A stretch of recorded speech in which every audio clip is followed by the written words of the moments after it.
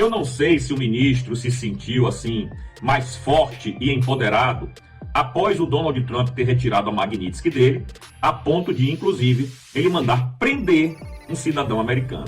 Saiba o senhor, Donald Trump, que depois do senhor ter dado carta branca para o ministro, ele prendeu um cidadão americano.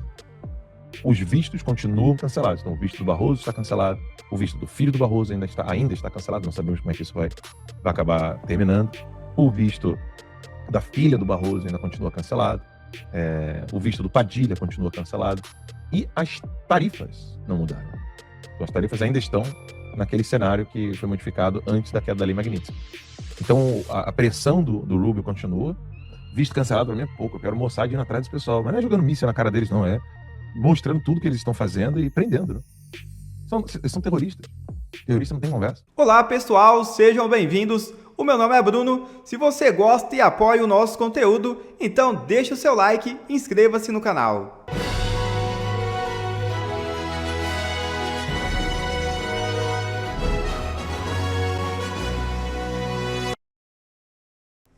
Após fim da Magnitsky, Moraes reúne 3 poderes em festa. Evento aconteceu no último sábado. É isso mesmo. Autoridades dos 3 poderes estiveram na festa de aniversário do ministro Alexandre de Moraes no último sábado. A celebração foi realizada no salão de festas do prédio onde o magistrado mora, na capital paulista. O evento aconteceu um dia após o governo dos Estados Unidos retirar o nome de Moraes e da esposa dele, Viviane Barsi, da lista de sancionados pela Lei Magnitsky. Os ministros Gilmar Mendes, Flávio Dino, Dias Toffoli e Cristiano Zanin compareceram, bem como alguns magistrados do Superior Tribunal de Justiça, Luiz Felipe Salomão, Benedito Gonçalves e Mauro Campbell.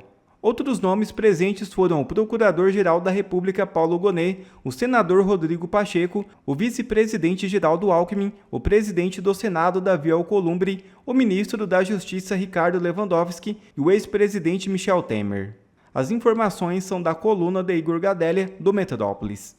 No mínimo, essa festinha é imoral e mostra o quanto é imparcial a nossa justiça. Essa é a harmonia entre os poderes e a democracia está pujante. Nada impede nova aplicação da Magnitsky contra Moraes, diz jurista.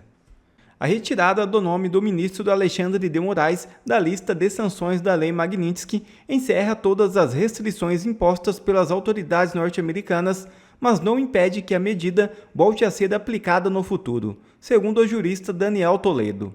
Segundo o advogado, uma eventual retomada dependeria da comprovação dos requisitos previstos na Lei Magnitsky, se efetivamente caracterizar a razão pela qual a Magnitsky foi criada e deveria ser aplicada em todos os casos, sem dúvida nenhuma, ela pode ser reativada, avalia o advogado.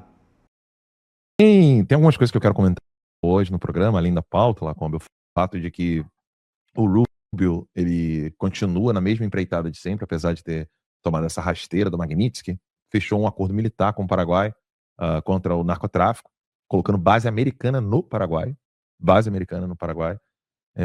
de certo modo, trazendo um pouco de luz àquilo que nós já havíamos comentado aqui, que a queda do Magnitsky não foi uma decisão do Departamento de Estado, isso foi uma decisão do Trump com outro grupo. O Max fez uma live exclusiva com os nossos assinantes sobre isso, explicando um pouco como que o grupo do Christopher Granell, Richard Granell e tantos outros tem uma postura diferente da do Rubio. O Rubio tem essa preocupação com a América Latina, continua firme.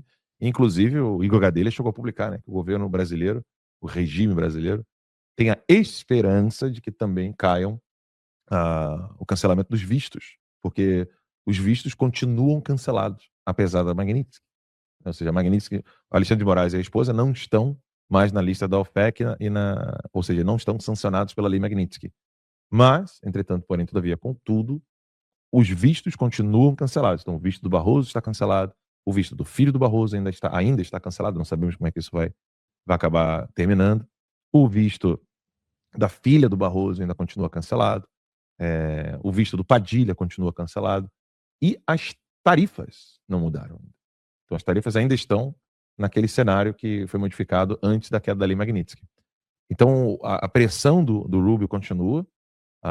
Eu acho que precisaria haver, pelo menos por parte dos senadores, uma pressão maior em Washington, quando o mundo desabou para eles, ou seja, quando a Magnitsky foi anunciada, os políticos de esquerda vieram aqui para conversar, vieram fazer tratativas. Agora que a Magnitsky caiu, não há políticos brasileiros vindo aos Estados Unidos. O pessoal meio que jogou a toalha, falou, perdemos. O esquerdista, quando perde, ele se reorganiza. A direita, ela desanima. Então, daí a gente fica se perguntando, né? Quem realmente está em guerra, né? E se um lado, quando toma uma porrada, se reorganiza, se reagrupa, e o outro senta e chora, desculpa, mas a expressão que eu tenho para dar para os políticos brasileiros é: um lado está em guerra, o outro está brincando de videogame, né? Pô, eu sei que Alan é mais enfrentador, gosta de um combate e tal, mas eu queria... Quer liberar o visto para essa turma toda que está sem visto? Libera, mas dá para limitar, assim, proibir entrar na região de Orlando? Lacombe, eu não quero visto, eu quero Mossad na cara desse pessoal. Eu não quero encontrá-los aqui, cara. Não, à vontade. Eu gostaria de encontrá-lo junto vontade. com o Mossad.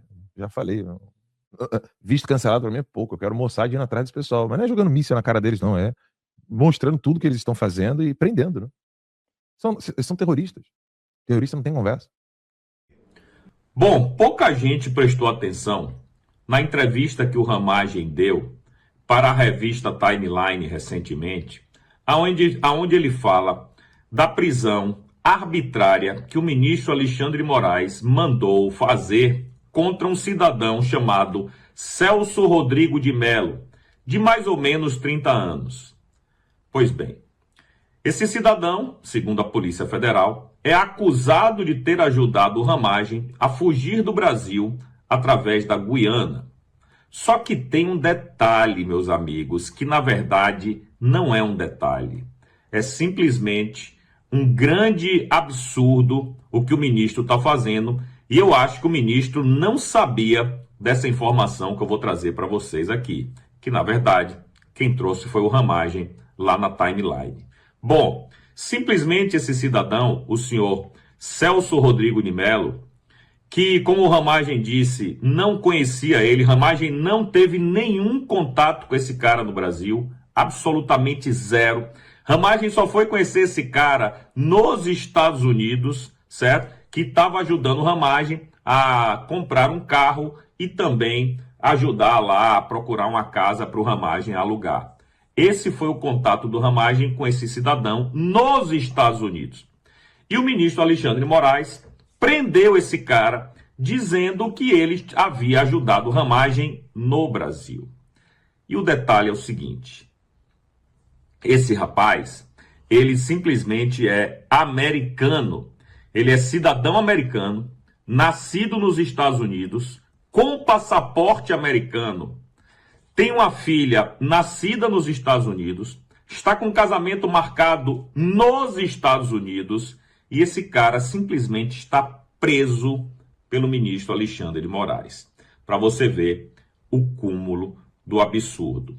Eu não sei se o ministro se sentiu assim mais forte e empoderado após o Donald Trump ter retirado a Magnitsky dele, a ponto de, inclusive, ele mandar prender um cidadão americano. Então, senhor Donald Trump, saiba o senhor que trocou valores e princípios por dinheiro em uma negociação escusa, que até hoje o Brasil não sabe o que é que foi negociado. A única coisa que sabemos é que o senhor retirou a Magnitsky do ministro Alexandre de Moraes. Saiba o senhor, Donald Trump, que depois do senhor ter dado carta branca para o ministro, ele prendeu um cidadão americano.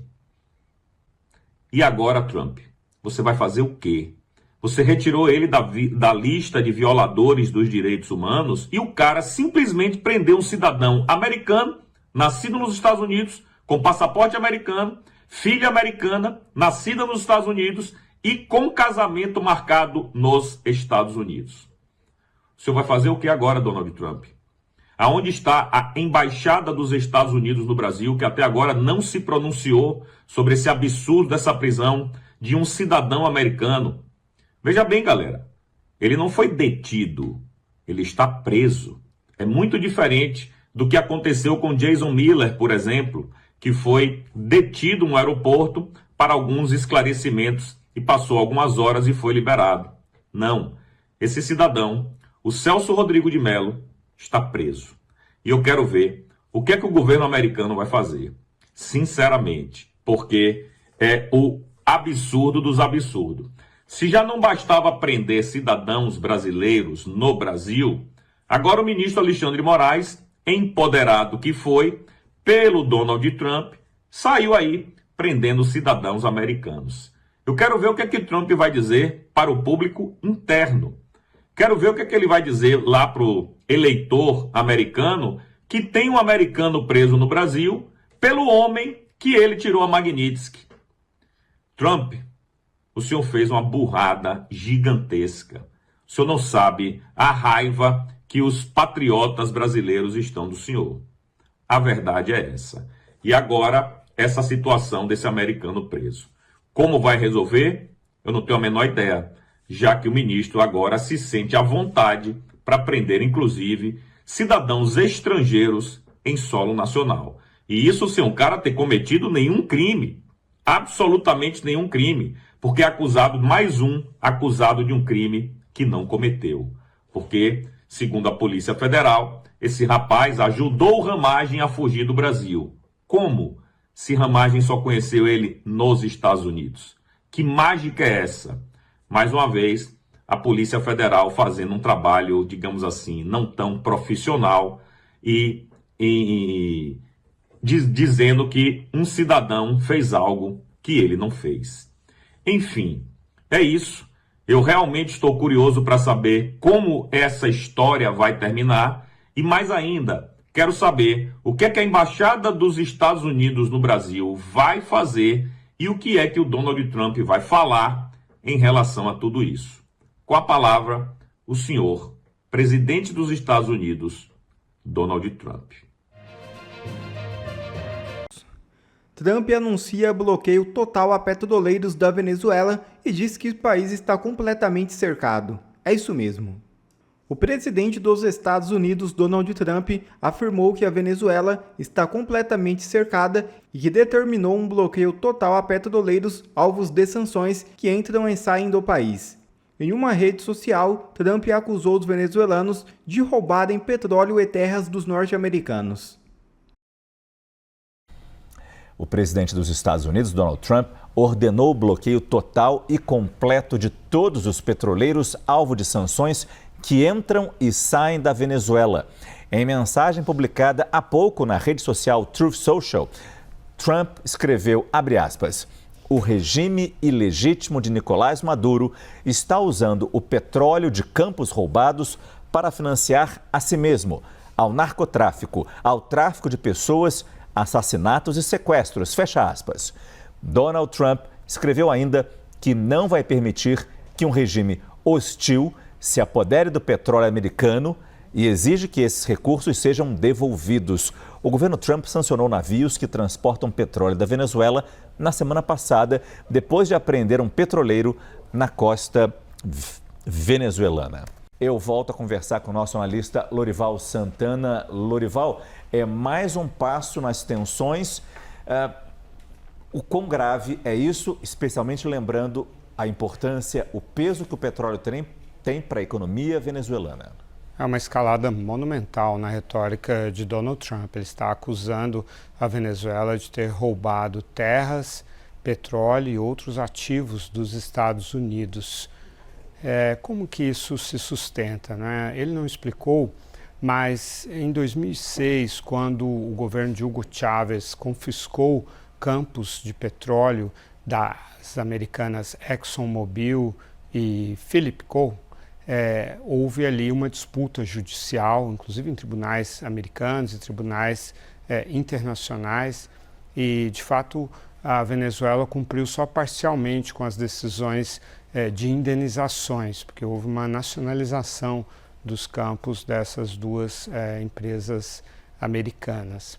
Mais recentemente, também a Citgo, que pertence à PDVSA, também houve descumprimento de contrato, ela que tinha 16 mil postos de gasolina nos Estados Unidos, né? Então, me parece que até onde eu conheço, né, eu acompanho bastante os temas de Venezuela, Estados Unidos, até onde eu conheço, me parece que seja a isso que ele esteja se referindo, né? Que então a Venezuela tem dívidas com relação a empresas americanas. A retórica dele me lembrou a retórica que o George W. Bush empregou antes da invasão do Iraque, em 2003. Ele afirmava que o Iraque, e de fato estava violando as sanções da ONU em relação ao embargo de petróleo, né, e usou isso como justificativo para a invasão. Não estou dizendo que os Estados Unidos dessa vez vão invadir de forma terrestre a Venezuela, não é essa a minha hipótese de cenário, mas a retórica é muito parecida. Esse post é um post realmente muito contundente, né, que demonstra que Trump está buscando uma legitimação perante o eleitorado americano e a opinião pública internacional para a pressão que está exercendo sobre a Venezuela. Mesmo assim, conhecendo o Trump e o contexto todo, me parece que ele continua tentando pressionar o regime venezuelano com palavras bastante duras e com ações também, mas que não são ações militares condizentes com o que ele está ameaçando, né? Me parece que ele continua com a intenção de obter a renúncia do regime de Nicolás Maduro sem ter de impor isso militarmente, porque ele sabe que o custo militar disso é bastante alto. A Venezuela é um país grande, é uma ditadura militar. Então, é um post que tenta convencer os venezuelanos a desistirem e entregar o poder. Quando você fala essas palavras, legitimação, convencimento, Lorival, inclui também apoio externo, digo, apoio moral de outros países, apoiando ou pelo menos dando razão a Trump quando ele cita essas questões, por exemplo, as empresas americanas que foram roubadas no passado pelos regimes venezuelanos. Seria nice to have, né? Seria bom para o Trump se tivesse a simpatia da comunidade internacional. Mas eu acho que ele está bastante focado na constituency dele, né? No reduto político dele, visando as eleições de meio de mandato do ano que vem. William, essa postagem do presidente americano Donald Trump parece ser mais um passo nessa escalada de pressão que Washington vem fazendo sobre Caracas, que indica muito fortemente a possibilidade de ataques aéreos no território venezuelano, seja como alvos ativos ligados ao tráfico de drogas ou também ligados a bases militares, já que a gente sabe que parte das Forças Armadas venezuelanas tem envolvimento em atividades ilícitas, inclusive o tráfico, e aí especialmente de cocaína.